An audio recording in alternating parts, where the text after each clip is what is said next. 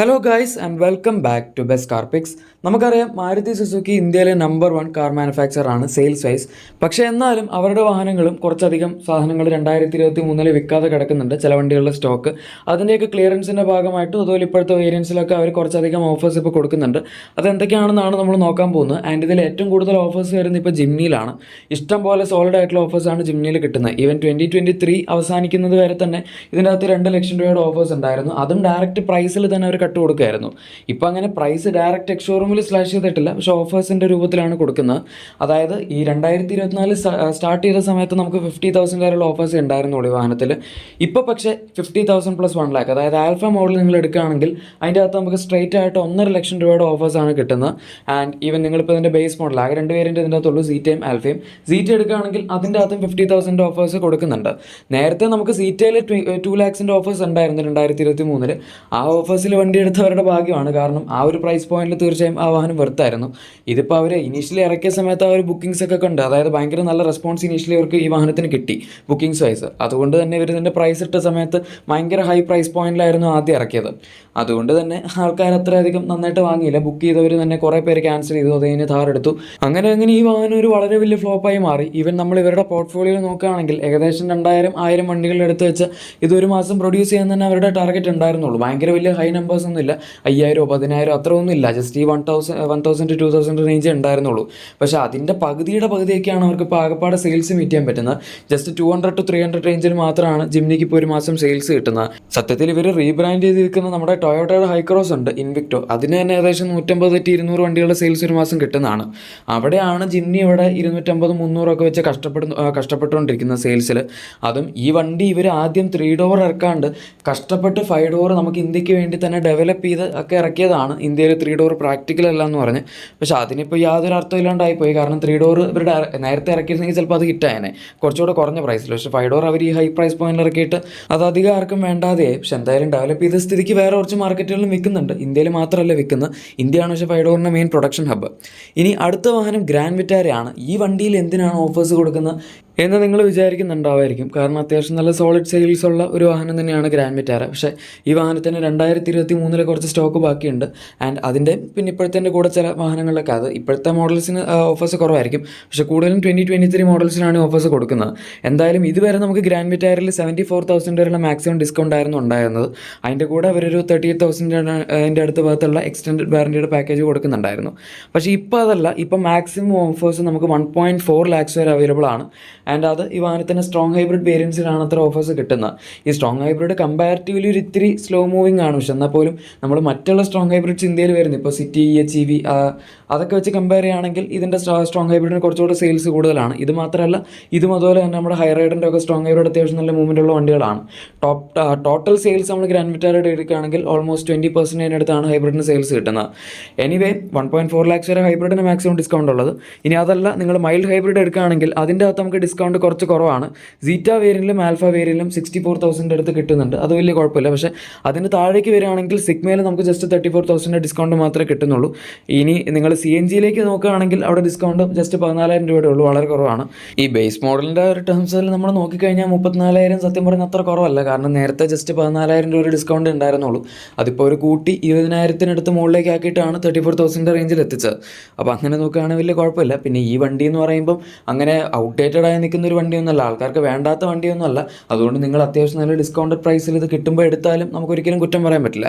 അത്യാവശ്യം നല്ല വണ്ടി തന്നെയാണ്. പിന്നെ ഇതിൻ്റെ അകത്ത് ഇഷ്ടം പോലെ പവർ ട്രെയിൻ ഓപ്ഷൻസ് ഉണ്ട്. നമുക്ക് പെട്രോൾ ഉണ്ട്, ഹൈബ്രിഡ് ഉണ്ട്, CNG ഉണ്ട്, അതുപോലെ ഈവൻ ഓൾ വീൽ ഡ്രൈവിൻ്റെ ഓപ്ഷൻ വരെ ഈ വാഹനത്തിൽ അവൈലബിൾ ആണ്.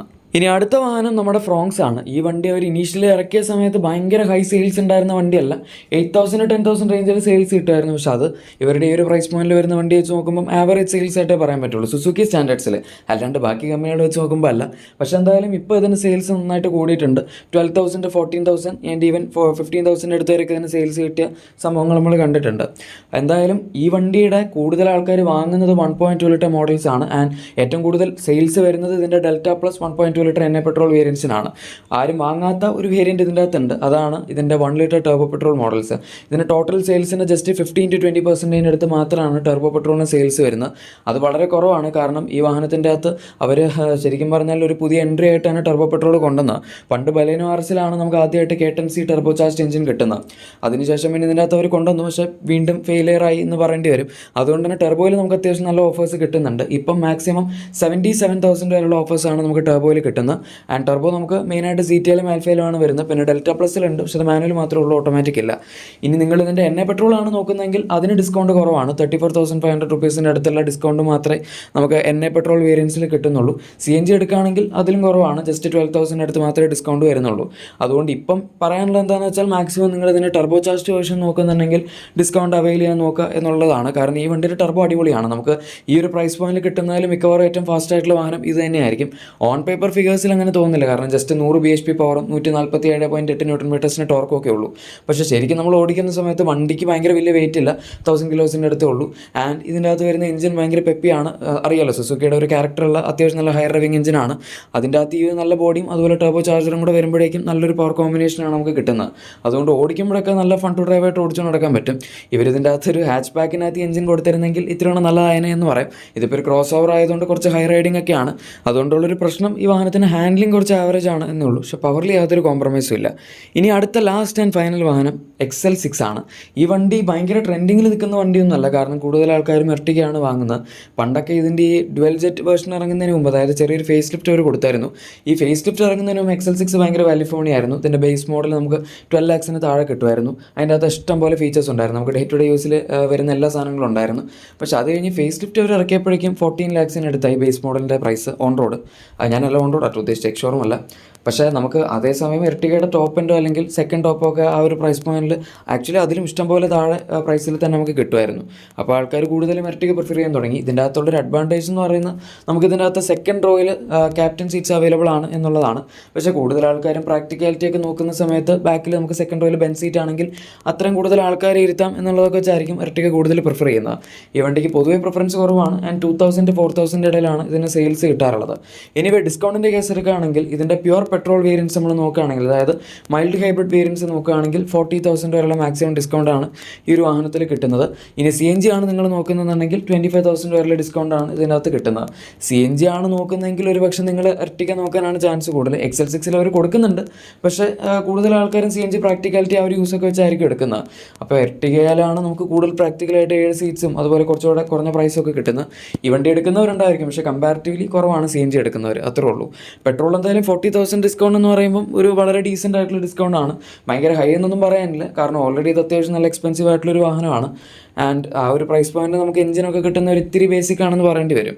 എനിവേ കംഫർട്ടൊക്കെ ആണെങ്കിൽ അതുപോലെ നല്ല പ്രാക്ടിക്കാലിറ്റി ഒക്കെ ആണെങ്കിൽ ഈ വണ്ടി നല്ലതാണ്. പിന്നെ ഡിസൈൻ വൈസ് എർട്ടിഗയേക്കാൾ കുറച്ചുകൂടെ പ്രീമിയം ആണ്, അതുകൊണ്ടാണ് ഇതെടുക്കാൻ നമുക്ക് ആകപ്പാടെ പറയാൻ പറ്റുന്നത്. എനിവേ ഗൈസ്, ഇതാണ് നമ്മുടെ ഇന്നത്തെ വീഡിയോ. ഇഷ്ടപ്പെട്ടെങ്കിൽ തീർച്ചയായും ലൈക്കും സബ്സ്ക്രൈബും ഷെയറും ഒക്കെ ചെയ്തേക്കാം. നമുക്ക് മറ്റൊരു വീഡിയോയിൽ കാണാം. Thank you for watching my video and good bye.